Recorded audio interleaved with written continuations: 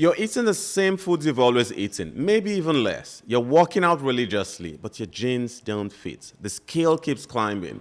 The weight loss strategies that worked in your 20s no longer help. And your doctor says it's part of aging. Welcome to your 40s. Hi, I'm Dr. Am, an integrative psychiatrist and lifestyle physician.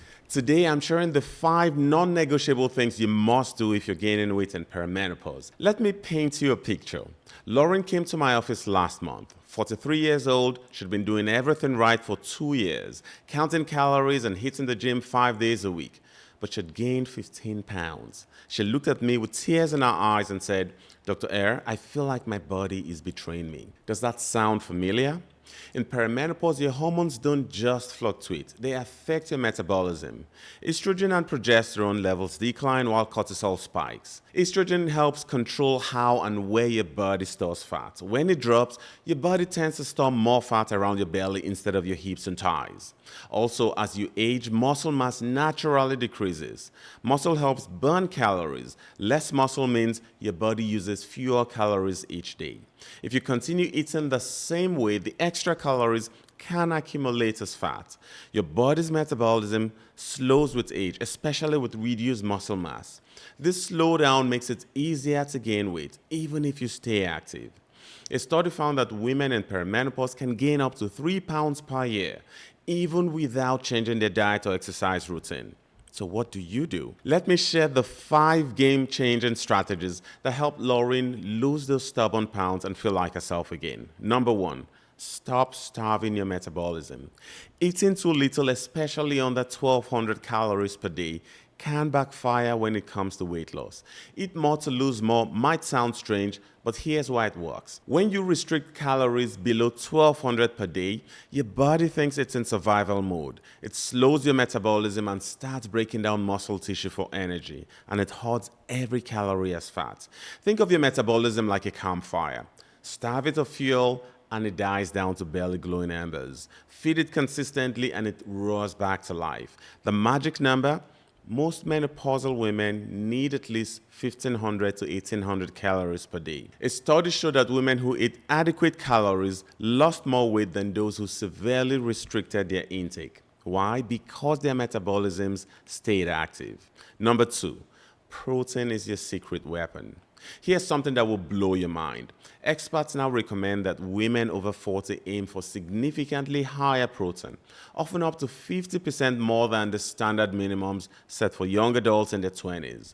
Most women are only eating half of what they need to eat. Protein does 3 magical things in perimenopause. First, it preserves muscle mass. Every pound of muscle burns up to 10 calories per day. Muscle loss means fewer calories burned. Second, protein has the highest thermic effect of all macronutrients. Your body burns up to 30% of protein calories to digest and absorb them. In comparison, it is only 5 to 10% for carbs and 0 to 3% for fats. So if you eat 100 calories of protein, your body automatically burns 30 calories processing it. Third, protein stabilizes blood sugar and reduces cravings. Aim for 25 to 30 grams of protein at each meal.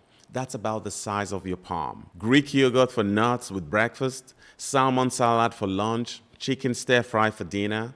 But here's the mistake I see constantly. Women front load their protein at dinner and eat almost none at breakfast. Spread it out. Number 3, strength training is non-negotiable. Cardio is great, but it's not everything. You need to lift weights, heavy weights. After the age of 35, women lose 3 to 8% of their muscle mass per decade. In perimenopause, that loss accelerates. Less muscle means slower metabolism. Slower metabolism means weight gain. But here's the good news. A well-known study by Dr. Wayne Westcott and colleagues found that women who performed strength training twice a week for 6 months gained approximately 4 pounds of muscle, lost about 7 pounds of fat, and increased their resting metabolic rate by about 7%. Results may vary, but these findings show the substantial benefits of regular strength training for women. You don't need to become a bodybuilder.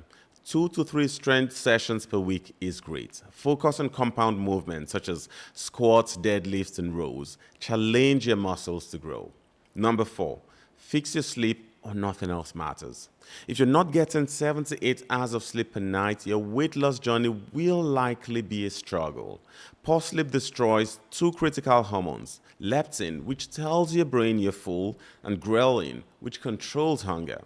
Inadequate sleep causes your ghrelin to spike, causing you to crave sugar and carbs all day.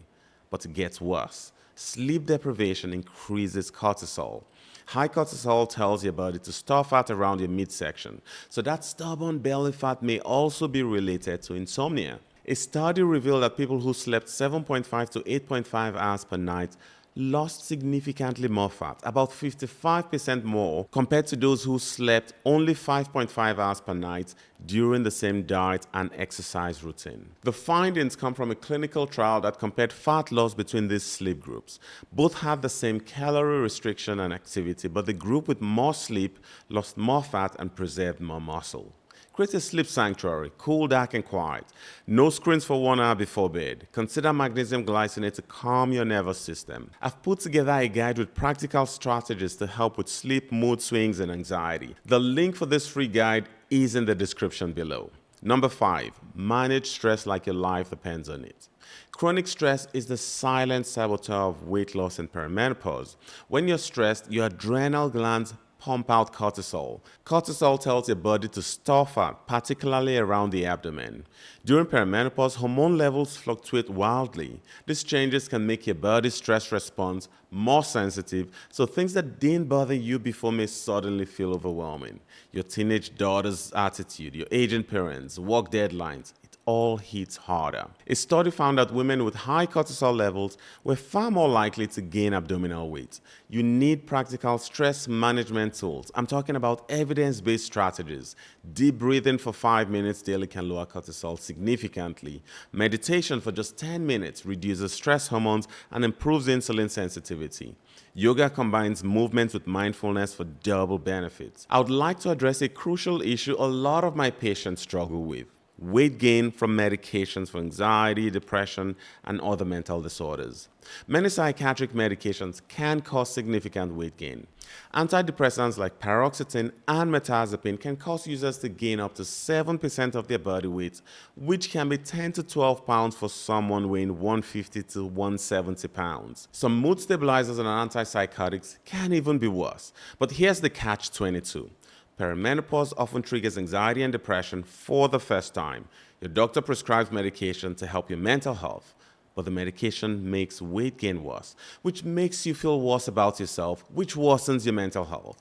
If you're on psychiatric medication and struggling with weight gain, there are options such as optimizing your current medications, utilizing weight-neutral alternatives, and introducing lifestyle pillars. Nutrition and supplements can be a great way to improve your mental health, but you must be careful to avoid potentially dangerous combinations.